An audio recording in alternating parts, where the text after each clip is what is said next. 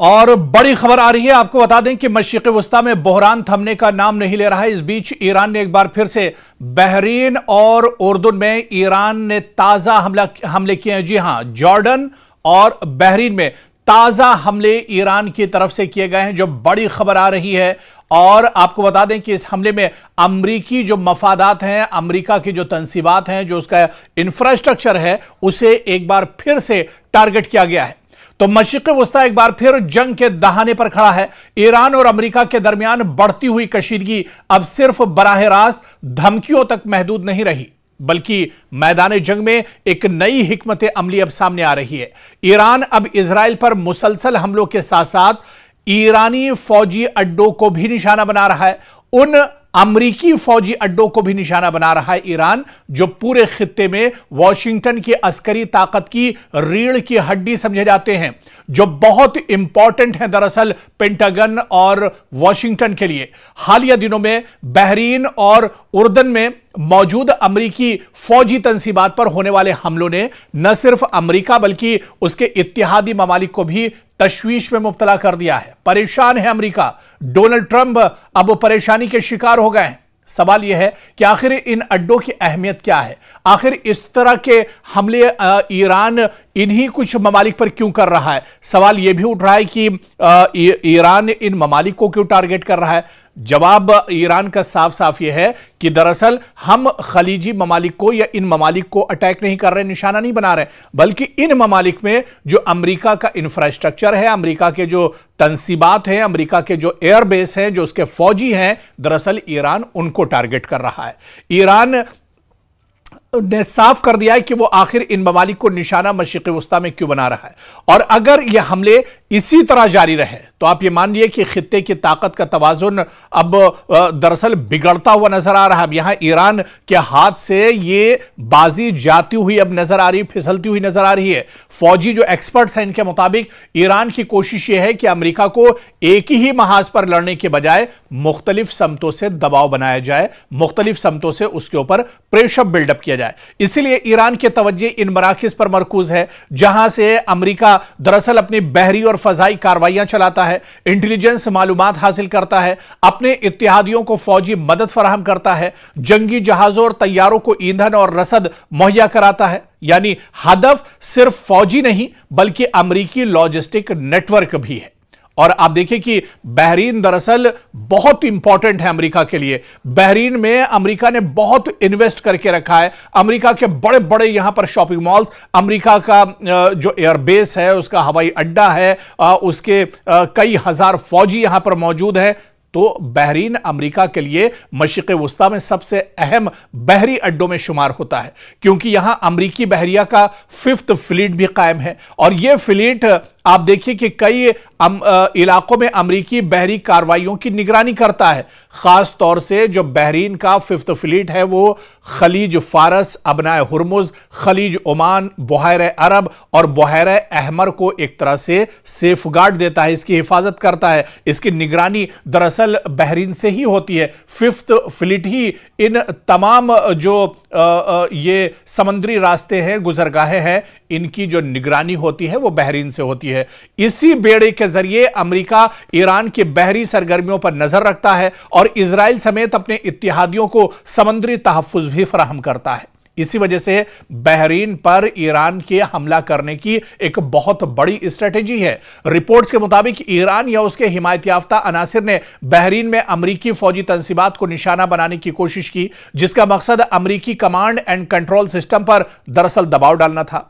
अगर ऐसे हमले कामयाब होते हैं तो इसके नतीजे में आप यह मानकर चलिए कि बहरी कार्रवाइयां मुतासिर हो सकती हैं, इंटेलिजेंस राब्ते कमजोर अमेरिका के पड़ सकते हैं, अमेरिकी बहरी बेड़े की नक्ल हरकत सुस्त पड़ सकती है, खलीज में मौजूद अमेरिकी जंगी जहाजों की सपोर्ट भी मुतासिर हो सकती है। और फिर इसके बाद अगर बात तो उर्दुन यानी उर्दन की जाए, जॉर्डन की जाए, यह भी बहुत इंपॉर्टेंट है। यह भी अमेरिका का एक बहुत अहम अड्डा एक तरह से माना जाता है। उर्दन बज़ाहिर जंग का मैदान नजर नहीं आता, लेकिन फौजी एतबार से यह अमेरिका के लिए मशरिक़ वस्ता में या खलीजी ममालिक में इंतहाई अहम मुल्क है अमेरिका के लिए।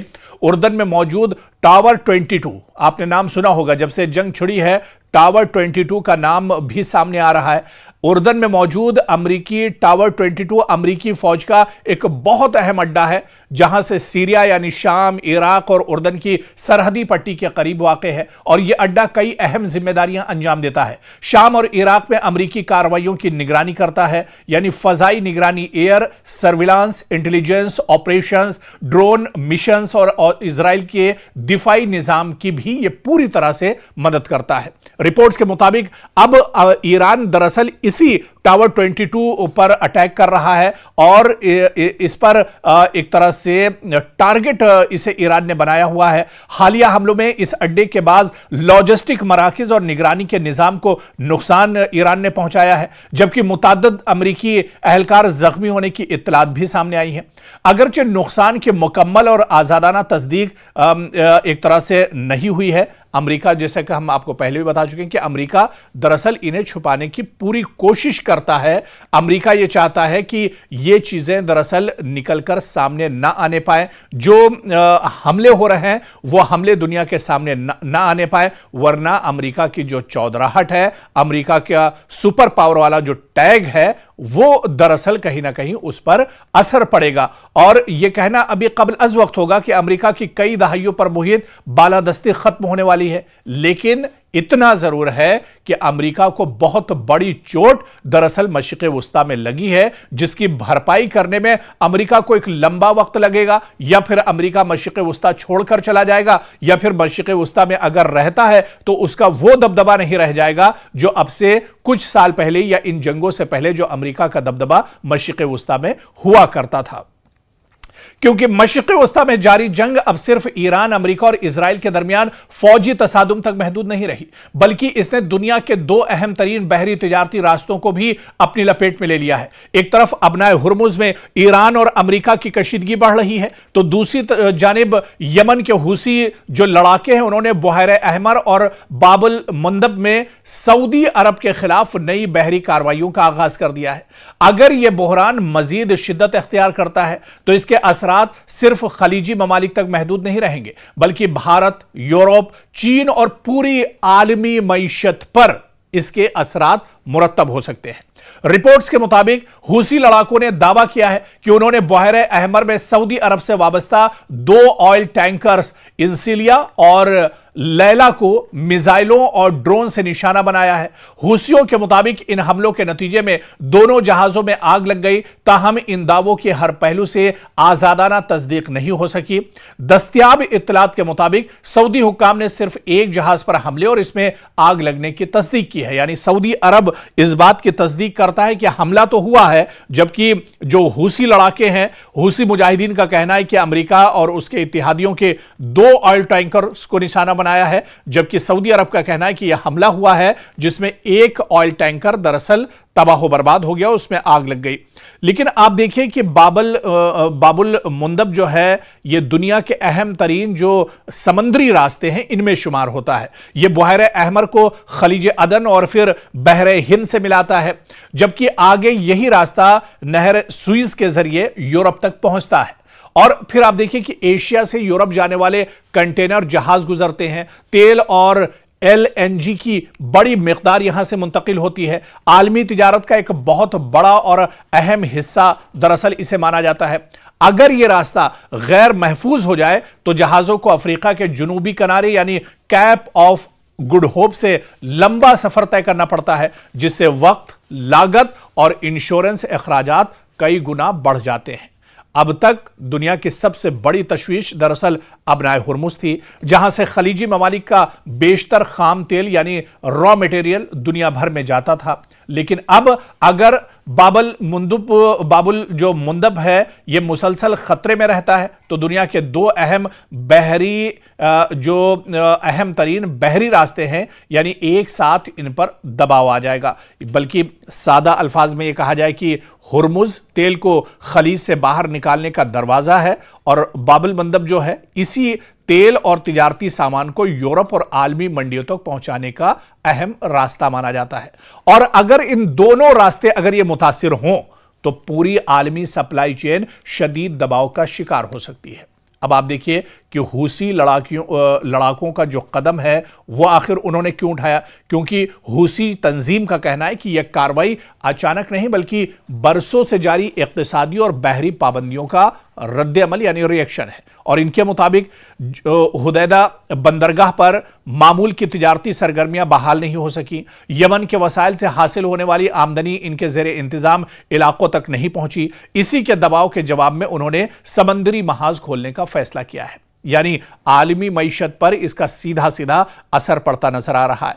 अगर बहरी रास्ते गैर महफूज होते हैं तो जहाजों की इंश्योरेंस महंगी हो जाती है, शिपिंग कंपनियां मुतबादिल रास्ते अख्तियार करती हैं, सफर कई दिन बल्कि कई हफ्तों तवील हो जाता है, तेल गैस और दीगर दरामदी अशिया महंगी हो सकती हैं, आलमी सप्लाई चेन में ताखीर पैदा हो सकती है। इसका असर सिर्फ तेल तक महदूद नहीं रहता बल्कि खुराक, इलेक्ट्रॉनिक्स, गाड़ियां, मशीनरी और दीगर अशिया की कीमतों पर भी सीधे सीधे इसका असर पड़ता है। हिंदुस्तान पर भी इसका असर होगा अगर इस तरह के हालात होंगे। पिछली बार जब मुश्तरका हमला किया था अमेरिका और इजराइल ने ईरान के ऊपर और उस वक्त अबनाए हुर्मुज का रास्ता बंद हुआ था, तब आप देखिए कि किस तरह से ऑयल गैस की किल्लत भारत में हुई थी। तो भारत पर भी इसका असर होगा क्योंकि भारत अपनी तवानाई की जरूरियात का बड़ा हिस्सा खलीजी ममालिक से हासिल करता है। अगर हुर्मुज में कशीदगी बढ़ी या बाबुल मंदब में बहरी नकलो हमल मुतासिर हुई तो भारत को महंगा खाम तेल खरीदना पड़ सकता है, शिपिंग लागत में इजाफा बर्दाश्त करना होगा, दरामदात और बरामदात महंगी हो सकती हैं, महंगाई और सनती लागत में इजाफा हो सकता है। और आप देखिए कि इसी वजह से इन दिनों जैसे जैसे ये जंग आगे बढ़ रही है, मशरिक़ वुस्ता में हलचल जैसे जैसे बढ़ रही है, ईरान जैसे जैसे पूरे खलीजी ममालिक को टारगेट कर रहा है, तो अमेरिका और यूरोप दरअसल परेशान है। अमेरिका पहले ही हुर्मुज और बहरे अहमर दोनों में अपनी बहरी मौजूदगी बरकरार रखे हुए है। अगर एक ही वक्त में ईरान के साथ कशीदगी बरकरार रही और हूसियों के हमले भी अगर बढ़ गए तो अमेरिकी बहरिया पर गैर मामूली दबाव पड़ सकता है। इधर यूरोप के लिए भी खतरा कम नहीं है क्योंकि नहर सुइज के जरिए एशिया और यूरोप के दरमियान होने वाली तिजारत बाबुल मंदब पर मुनहसिर है। अगर यह रास्ता मुतासिर होता है तो फिर यूरोप को सप्लाई चेन में रुकावट, तवानाई के बहरान और महंगाई का सामना एक तरह से करना पड़ सकता है। यानी एक तरह से जो परेशानियां हैं वो पूरी दुनिया के लिए बढ़ सकती हैं और यह कहा जाए कि इस जंग का जो असर है वो सिर्फ मशरिक़ वुस्ता तक, खलीजी ममालिक तक या ईरान, इजराइल और अमेरिका तक महदूद नहीं है, बल्कि अब इस जंग का असर जो चीजें हमने आपको डिटेल में बताई, चाहे वो अबनाए हुर्मुज की इंपॉर्टेंस हो, चाहे वो बाबुल मंदब की इंपॉर्टेंस हो, बहरे अहमर की अहमियत हो, इन सब को मिलाकर आप देखिए कि अब ये जंग, इस जंग का असर दरअसल पूरी दुनिया पर पड़ता हुआ नजर आ रहा है और पूरी दुनिया अब दरअसल परेशान है। और शायद यही वजह है कि आप देखिए कि अमेरिकी सदर डोनाल्ड ट्रंप ने अपना डर भी जाहिर किया है। अब वो खुद इस जंग को, जैसे जैसे जंग लंबी होती जा रही है, तवील होती जा रही है, बढ़ते जा रहे हैं, इसमें इसके दिन गुजरते जा रहे हैं, अमेरिकी सदर डोनाल्ड ट्रंप की सांसें फूल रही हैं। डोनाल्ड ट्रंप ये खुद जानते हैं कि आने वाले दिनों अमेरिका में इंतखाबात होने वाले हैं, इजराइल में भी इंतखाबात होने वाले हैं और अगर ये जंग चलती रही तो इस जंग का अपोजिशन फायदा उठाएगा। इस जंग का असर सीधे सीधे आने वाले इंतखाबात में साफ तौर पर देखने को मिलेगा क्योंकि डोनाल्ड ट्रंप न सिर्फ इस वक्त ईरान से लड़ रहे हैं बल्कि अमेरिका में खुद से अपोजिशन उनके सामने खड़ा है। पार्लियामेंट की एक बड़ी तादाद अरकान पार्लियामेंट उनके खिलाफ है। इसके अलावा अमेरिकी आवाम खुद अब सड़कों पर उतर रही है और डोनाल्ड ट्रंप के खिलाफ अब आवाज उठाई जा रही है। तो डोनाल्ड ट्रंप दरअसल इस जंग में बहुत बुरी तरह से फंस गए हैं।